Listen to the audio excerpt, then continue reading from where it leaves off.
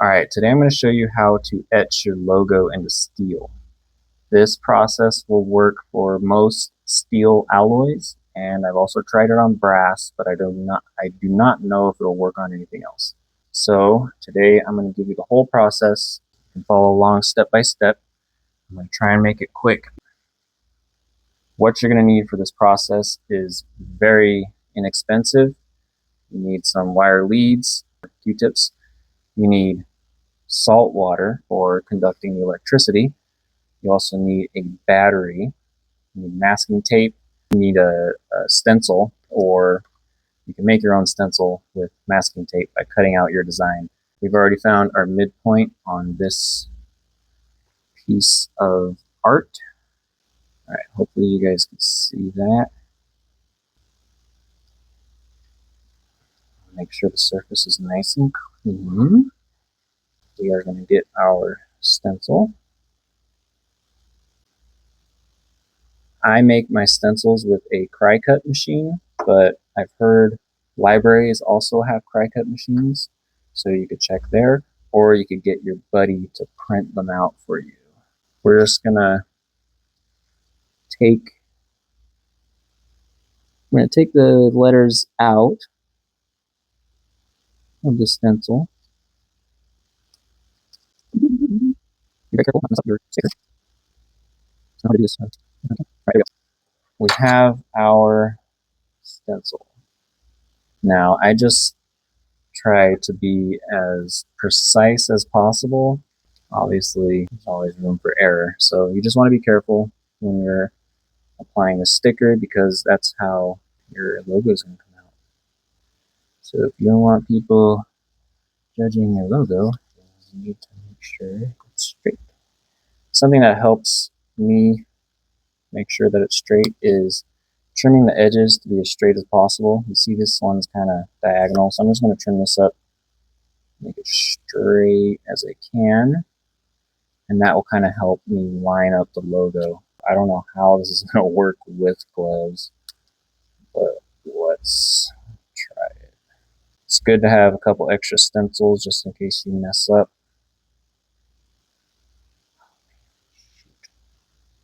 Oh, that was sketchy. Pretty much just gonna try to apply it on the center. That looks pretty good. Now, when you're applying this, you want to make sure that you press down everywhere, because you don't want any water seeping under those under the sticker. Now we're going to take our masking tape and we're just going to mask off everything that we don't want etched. We're going to mask off everything that we don't want etched. I'm not going to mask off the whole piece. I'm just going to mask off this area, and then I'm going to put cloth over the rest of it. All right, now you're going to want to hook up your battery. Negative is going to go to your applicator dabbers or your parent's Q-tips. The positive wire, you're just going to hook it onto your piece, and if you don't have somewhere to hook it onto, I just kind of like to stick it under like that. And usually stays. There we go. We got our battery hooked up. We got the red contacting the metal. We have the, oh no, this is the broken one. Dang it. All right, hold on.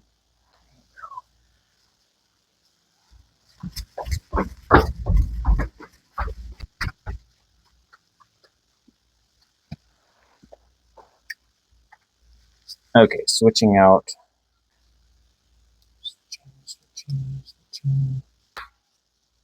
Okay, and we have the gray connected to our Q-tip. This is what we're going to be applying the salt water with. So we already got our water. We're going to pour a very liberal amount of salt. A lot of salt.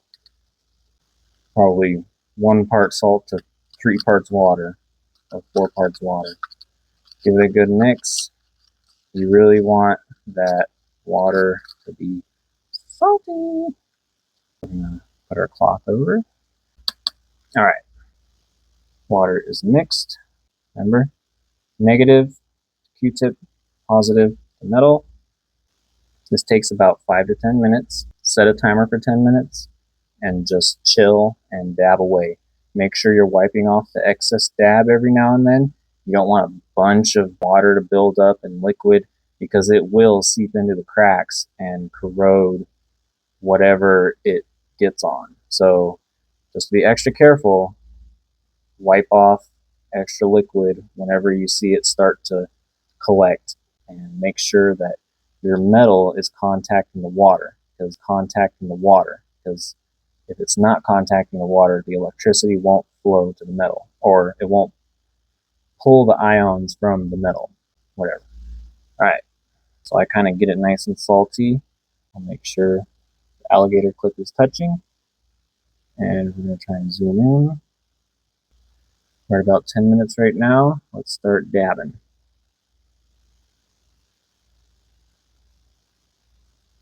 A little bit of a reaction. I may need some more water. It's sometimes you just gotta experiment with it.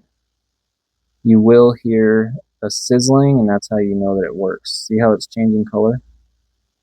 It's starting to pull the carbon or the ions from the metal, and that's what gives you the logo effect. You'll know it's working because it's turning that dark color. Just take your time. I like to count 5 to 10 seconds per dab, just to kind of make sure everything's even. That way you're spending an equal amount of time at each area.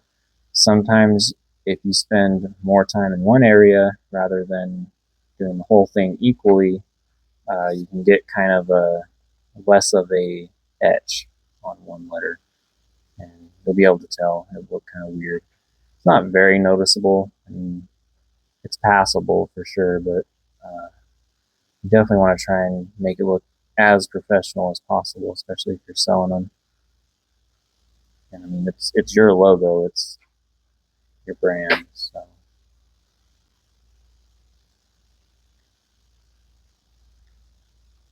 So what I'm doing here now is kind of starting at the bottom and stroking it up. The only reason why I'm stroking it up is because the little tabs in the M are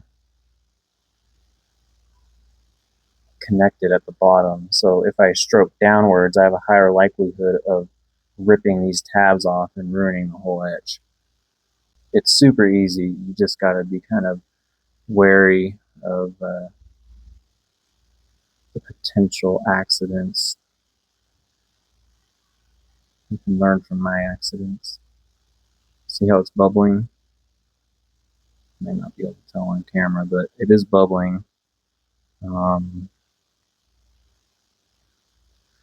Notice how it's getting a little dirty. I don't like to let it get too dirty. I'll switch up the Q-tip in a second.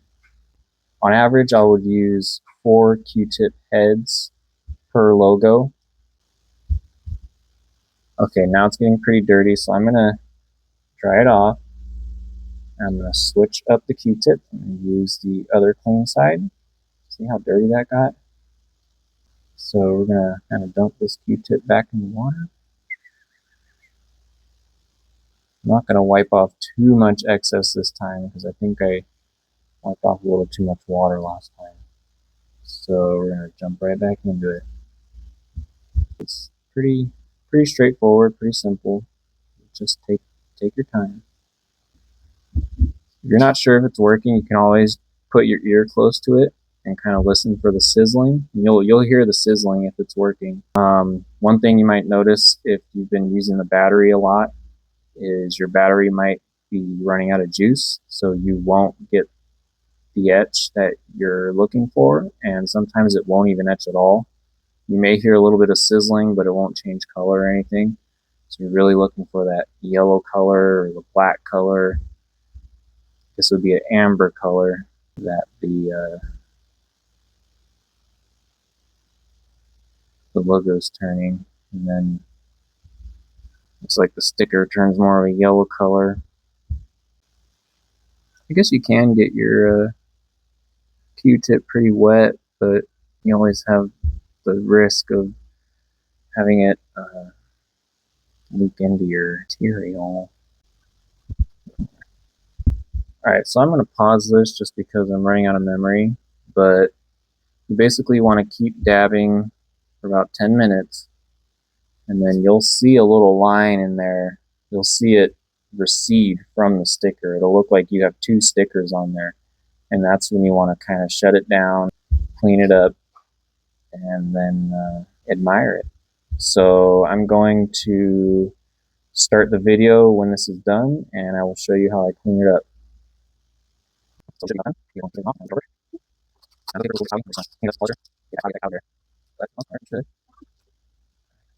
Alright, so that's how it looks. Now we're going to clean it up, and I'll show you what it looks like after. Okay, so we're in my garage now. We've neutralized this with dish soap, and it's kind of cloudy, so we still got a little more work to do before it's complete. Now, remember I said this isn't polished yet. You don't want to polish your work until you're done with this logo, because the final touches require a little bit of sanding. So I grab a 2000 grit piece of sandpaper, and I just kind of give it a little twist like that. And it doesn't take much, guys. It just takes a couple twists and you're done. Kind of leave that cloudy look if you want. I do leave it. I leave it sometimes and I take it away sometimes. It just depends. But you can remove this cloudy effect with a buffing compound and a polisher with a Dremel or something. And that's how I make mine super polished. So I'm gonna do that real quick for you guys on camera, and then I'll call it a day. Buffing compound, we're just gonna give her a little wipe like that, and give her a little polish.